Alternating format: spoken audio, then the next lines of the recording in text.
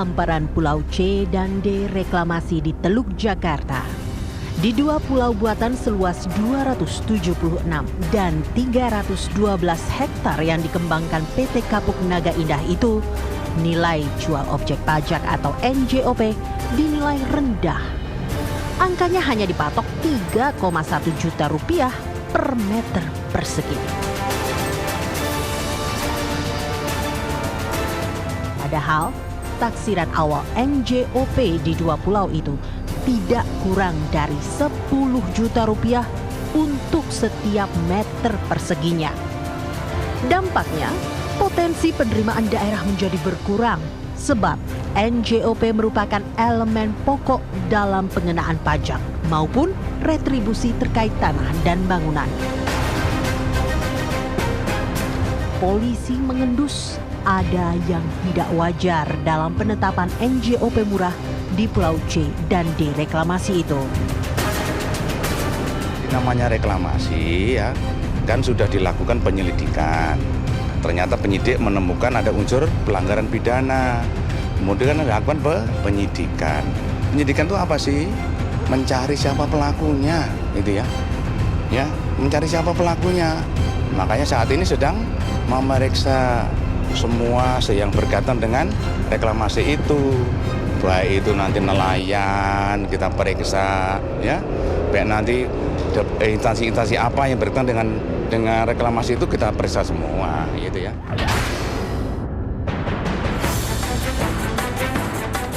Radar polisi terus bergerak.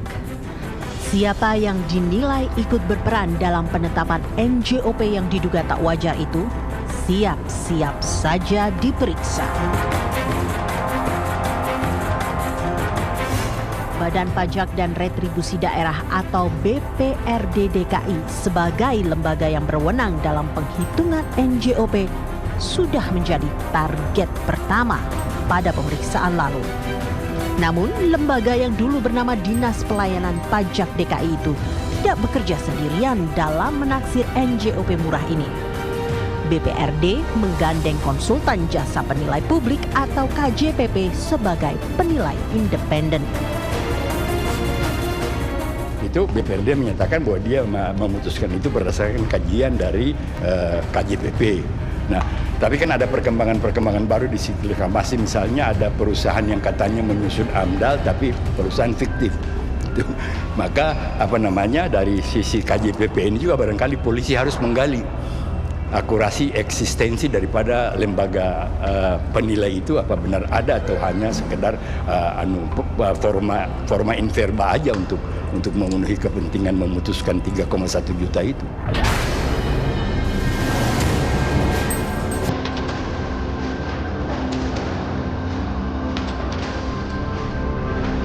Persoalannya kemudian, penetapan NJOP ini menjadi wewenang siapa?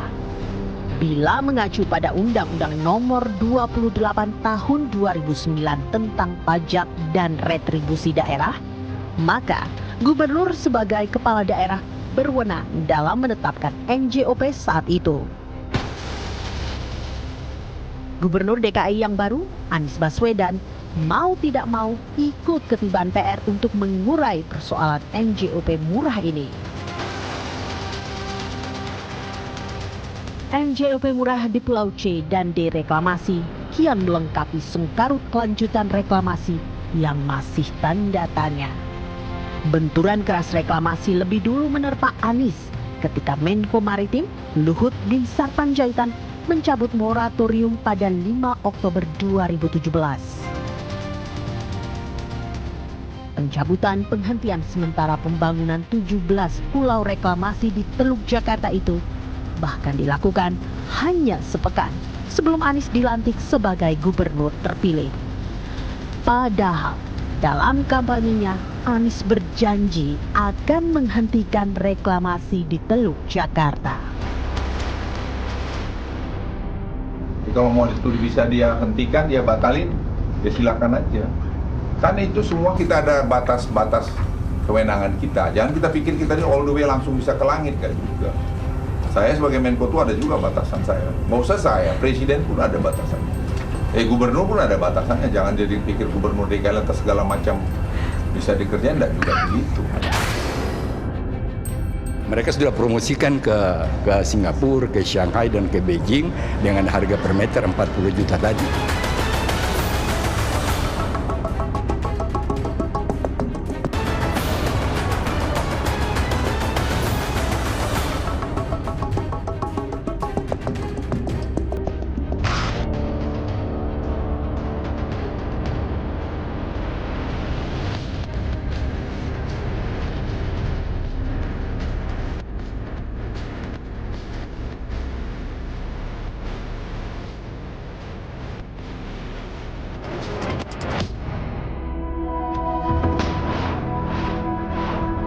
Riak reklamasi Teluk Jakarta belum berhenti. NJOP murah yang ditetapkan di Pulau C dan D buatan PT Kapuk Naga Indah menambah keruh kisruh kelanjutan reklamasi yang masih teka-teki. Angka 3,1 juta rupiah per meter persegi itu didapat dari taksiran kedua pulau yang ketika penghitungan masih berupa lahan kosong.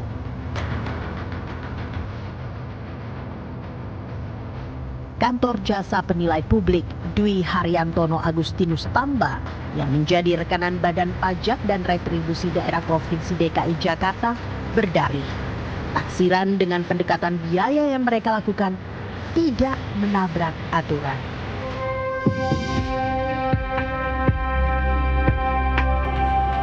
Hasil kalkulasi, ongkos pengurukan untuk kedua pulau itu sekitar 3,04 juta rupiah per meter persegi. Ya, jadi yang menentukan NJOP itu bukan kami. Yang menentukan NJOP itu adalah Pemprov DKI. Ya, kami menilai pada saat tanggal 5 Agustus ya 2017 baru-baru ini, dan pada saat itu kami menemukan di lapangan ada plang menyatakan penghentian pembangunan ya untuk Pulau C dan D. Karena pulau ini di-freeze, dibekukan sementara izinnya tentunya tidak layak kita perbandingkan ya, dan masih progres, masih under construction ya. Nah, artinya rumah sedang dibangun, tidak layak kita bandingkan dengan rumah yang sudah jadi, kan begitu. Nah, kami memilih pendekatan biaya. Biaya artinya apa? Bagaimana membuat suatu pulau atau suatu bangunan supaya jadi pulau, kan kira-kira begitu. Nah, kami ditugaskan dalam penugasan kami itu 15 hari kerja. Saya kira itu cukup ya, karena di DKI dekat dan kita menggunakan beberapa tenaga. Ya, kita juga melakukan diskusi dengan developer dan pihak DKI selama 3 hari, dan kami melakukan analisis lah ya, lebih kurang 2 minggu. Jadi buat kita waktu yang relatif cukup.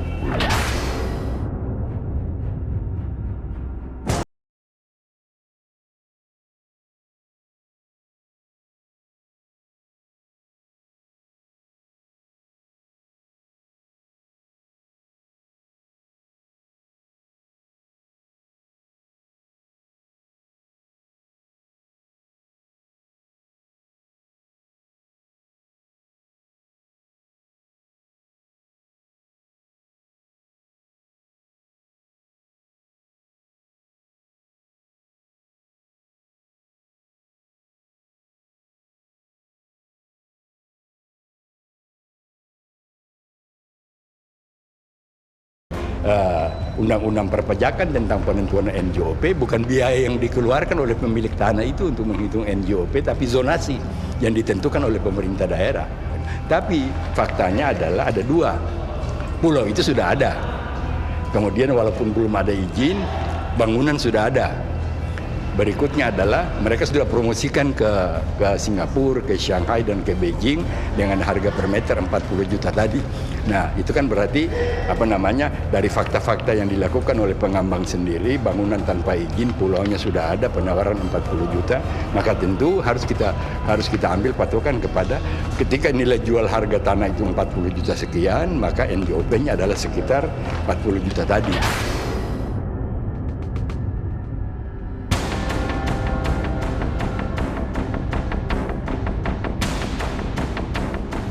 Penghitungan NJOP murah ini kian menggelitik lantaran taksiran KJPP yang jauh di bawah NJOP kawasan sekitarnya turut diamini BPRD DKI Jakarta.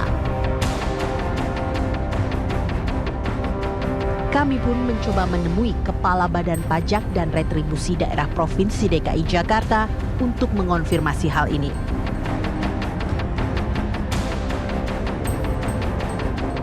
Namun, Kepala BPRD DKI, Edi Sumantri, maupun perwakilannya enggan memberikan keterangan.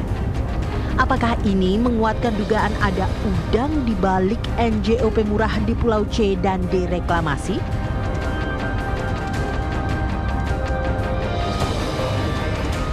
Padahal bila rata-rata NJOP dipatok 10 juta rupiah per meter persegi, maka potensi penerimaan daerah di kawasan yang terbangun di pulau reklamasi itu tidak kurang dari 40 triliun rupiah. Ada satu fakta baru, mungkin nanti barangkali anggota-anggota Dewan yang akan dipanggil oleh Bareskrim, ya, saya lihat catatan bahwa ada 20 anggota, kebanyakan dari Komisi C, gitu. Pada waktu pihak pemerintah melakukan ekspos mengenai perda reklamasi, itu mereka sudah laporkan bahwa dan menunjukkan bukti pada saat itu bahwa minimal NJOP di Pulau D itu 10 juta. Gitu.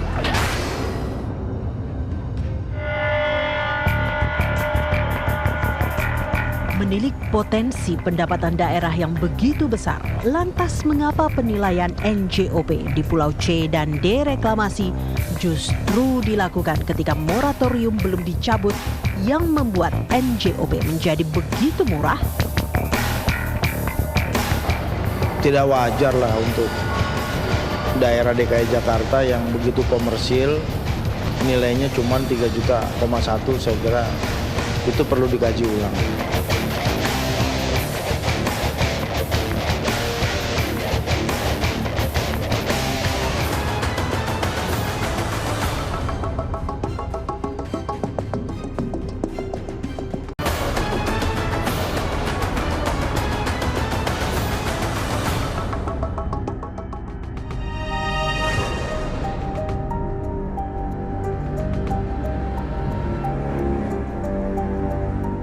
Gurita korupsi dalam proyek reklamasi Teluk Jakarta agaknya tak hanya mendera politisi kebon sirih. Setelah KPK membongkar permainan suap dalam pembahasan raperda reklamasi di DPRD DKI Jakarta, kini polisi menelisik aroma pelanggaran dalam penetapan nilai jual objek pajak pulau reklamasi yang menjadi wewenang Balai Kota.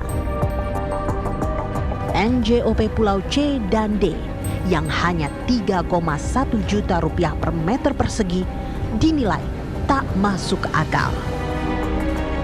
Benarkah ada lobi-lobi di bawah meja antara perusahaan pengembang dengan penentu kebijakan? Saya kira gini, kalau merasa kita ragu ya kita kaji ulang. Kita tanya perolehan tanah itu berapa. Nguruk 1 kali 1 meter tuh habisnya berapa duit sih? 5 juta, 10 juta, 3 juta atau berapa? Karena itu basicnya di situ. Nggak boleh kurang dari itu. Itu lahan kan di wilayah yang strategis, ya, dan facingnya luar biasa menghadap ke laut gitu ya.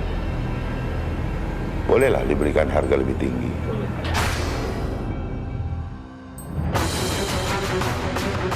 Polemik rendahnya NJOP Pulau C dan D bergulir di penghujung masa jabatan Jarod Saiful Hidayat sebagai Gubernur DKI Jakarta.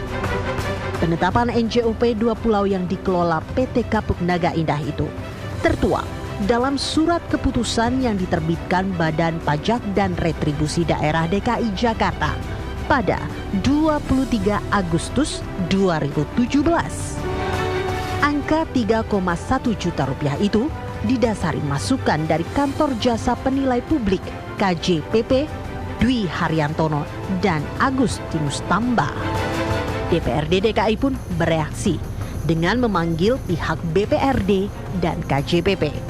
Dalam rapat tersebut, Dewan mempertanyakan rendahnya NJOP 2 pulau buatan yang dikelola anak usaha Agung Sedayu Group itu jika dibandingkan dengan NJOP di wilayah sekitarnya.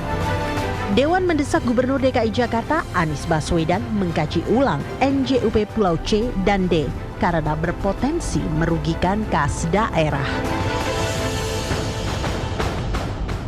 Kami Komisi C setelah itu diputuskan oleh pemerintah nilai 3,1, kami memanggil instansi terkait yaitu Badan Pajak dan Distribusi Daerah serta Kantor Jasa Penilai Publik yang merekomendasikan NJOP-nya senilai 3,1. Kami panggil. Kami tanyakan secara detail kenapa keluar angka seperti itu yang menurut penilaian masyarakat terjadi ketidakadilan. Saya kira dengan penetapan yang terlalu rendah juga, pertama pendapatan daerah juga hilang, kemudian kedua tidak wajar lah untuk daerah DKI Jakarta yang begitu komersil nilainya cuma 3,1 juta, saya kira itu perlu dikaji ulang.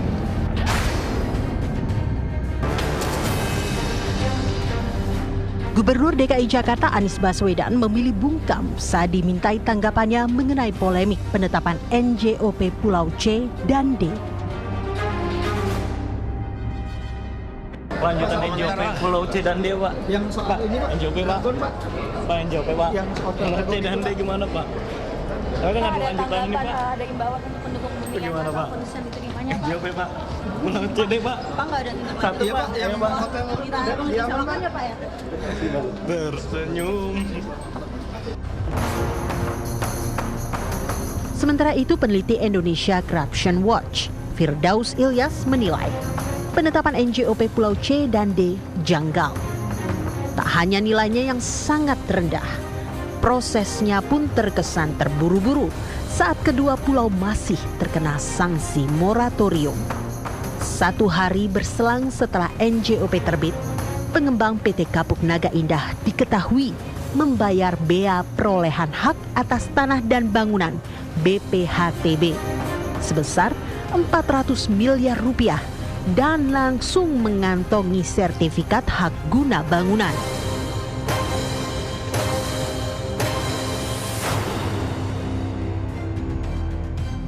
Tapi kalau secara sekilas kan kita katakan nilainya sangat rendah sekali. Walaupun dikatakan belum ada bangunan. Kan NJOP itu ada 2, nilai objek pajak yang terdiri dari bangunan dan tanah. Nah, tanahnya kita bandingkan aja dengan tanah di sekitarnya, gitu loh. Tanah sekitar kan sudah lebih dari 10 juta, 12 juta, 13 misalnya seperti itu. Nah, kenapa misalnya untuk Pulau C dan D itu hanya misalnya 3,1 gitu loh. Jangan-jangan juga motivasi atau modusnya sama ketika misalnya gitu ya. Kan ini ya pemilik C dan D ini kan juga masih dalam kelompok bisnis yang sama misalnya. Ketika ada dugaan gratifikasi atau suap kepada rencana pembuatan perda gitu, zonasi dan tata ruang untuk pulau reklamasi misalnya gitu. Jadi menurut saya sih motif-motif itu yang perlu digali, dilihat lebih lanjut.